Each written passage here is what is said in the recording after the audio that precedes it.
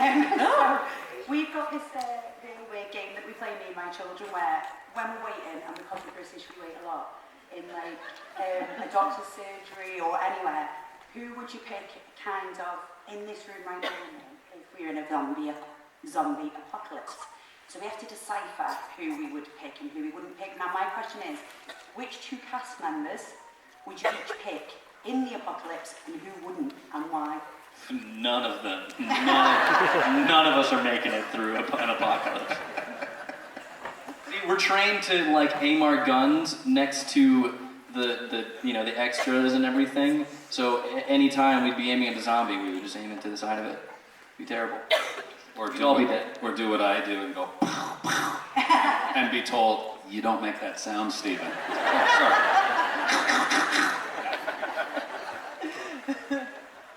Last time I answered a question like this, similar to this, I got in trouble, so I'm not gonna... That's okay, Michael. Nobody will tell anybody. I'm not... Yeah. Who'll ever see this? It's bear rules in the zombie apocalypse. You don't have to be the fastest, just don't be the slowest. Yeah. Nice. Out of curiosity though, like, is there someone you wouldn't have? Who I wouldn't have with me? Is there someone really lazy or someone who just cars a lot or on set, like, apart from Chandler when he's, having a bad day and he's just being told he's going to die in like the next scene after he's set. I wouldn't want baby Judith, but I'd take Judith. Yeah. Oh yeah, she's cute. Like, baby Judith is who I'd want to be, because it was just like, what do you, like, people are just taking care of you all day long. You're like, no, what are you doing? You're eating, you're pooping. And let's be honest, she's allowed to fart without being told off. Yeah, exactly. Yeah. That's true. But I'd take present day Judith. Yeah. 100%. Always my go-to. Baby Judith. Yeah. 10 Judith. Answer your questions? Thank you. Thank you. No, nobody answered my question at all. They all circumnavigated that one quite well. Good. Number one, hello. Talked forever and fucking said nothing. That's the name of my autobiography coming out late 2028. It's a pop-up book. Hi, my name's Alana. And I just wanted to ask you, because I know obviously you all do different bits off The Walking Dead, like Mighty Ducks, Snow Pizza, Band of Brothers, all this. So I just wanted to ask you, from The Walking Dead show itself, if you had a choice, if you weren't yourself in the show, what actor or actress would you have liked to have taken over instead of yours? Judith. Excluding Judith. Wait, did you say what other actor would I have take over my character? No, like, for instance now, like, I also love Darren Dixon, Norman Reedus. So I'd like to be his character, because I think he's really badass. But, like, for you guys now, obviously I know you've all got good actors, but if you wanted to take over somebody else's role and do a bit of what they do, who would you choose, excluding Judith? I was going to say Judith. Judith, yeah, Judith. Michonne, for sure. I'd take over Carol. Oh, Because I want to know what it's like to be that fucking amazing. Because Melissa is just phenomenal. Just phenomenal. Yeah, she's awesome. It was actually the first time that I saw her on set, because she used to be a casting director, and I had gone in for auditions for like a ton of times. So it was really weird seeing her on set and like in wardrobe, and I was like, what are you doing here? What are you doing here? You're like, Chandler, you don't have the role yet. You have to read for me. Again. Yeah. No. He's not guessing. All the chat going on now with the exclusive bits. Thank you, it was a really good question. no worries, thank you. Thank you. Okay, big round of applause for that. Hey, Sam, what have you got? Since that start in the season, what character do you think has had the most growth? It's an actual question. I think it's changed. I used to say my favorite characters were Glenn and Carol because of the early arcs that they had. We literally saw Steven grow up on the show. Glenn, it's kind of amazing, and Chandler as well. But Stephen had such a great arc with coming into manhood, falling in love, and it was amazing.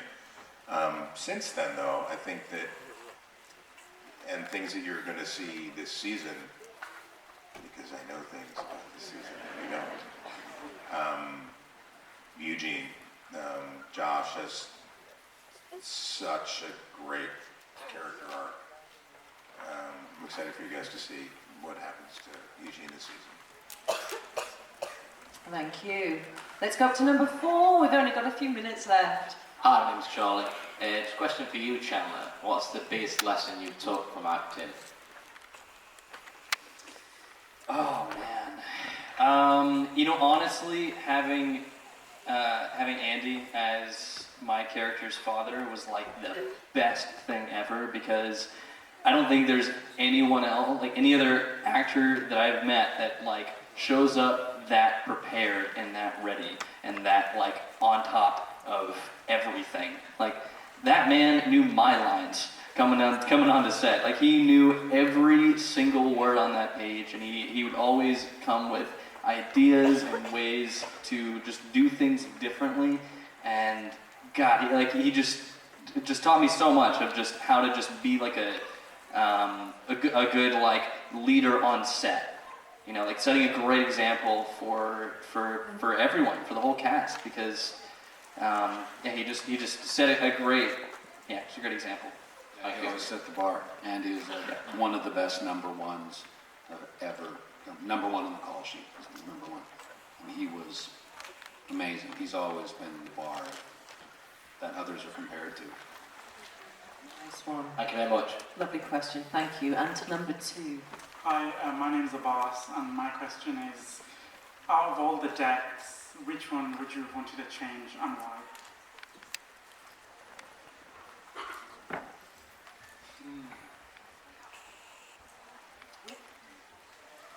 I'll let you ponder. There's a lot of people that I just wish were still around. So I wish Shane was still around. I know, yeah, that's what I was thinking. Because it's just he's a badass. But at the same time, I wouldn't change his death. No, exactly. So it's weird. I think Kirkman always said people had to die in the world because they had to remind the audience it was a dangerous world. So the people you love had to pass, so you knew that nobody was really safe, and that made it so it wasn't like an episode of Star Trek every week when Captain Kirk was in peril, but we knew he was on next week because he was Captain Kirk. We kill people. Almost every one of the deaths, I'd want those people back, personally. But it'd be a very boring show if that were the case. There'd be too many people to love. You just can't love that many people. Shut up. Well, listen, we're out of time, unfortunately. Very sorry for all of you who didn't get to ask your questions. You can come to our tables and say hi, Oh, and you can ask questions at the table. Yeah, actually, we're all together at our tables, like next to each other. Except Brian Hurst, Beta, Ah. not here. Apparently he's doing the Sons of Anarchy, but we're not bitter about that. So make your way to the tables, guys, and get to meet the guys in person. Thank you all.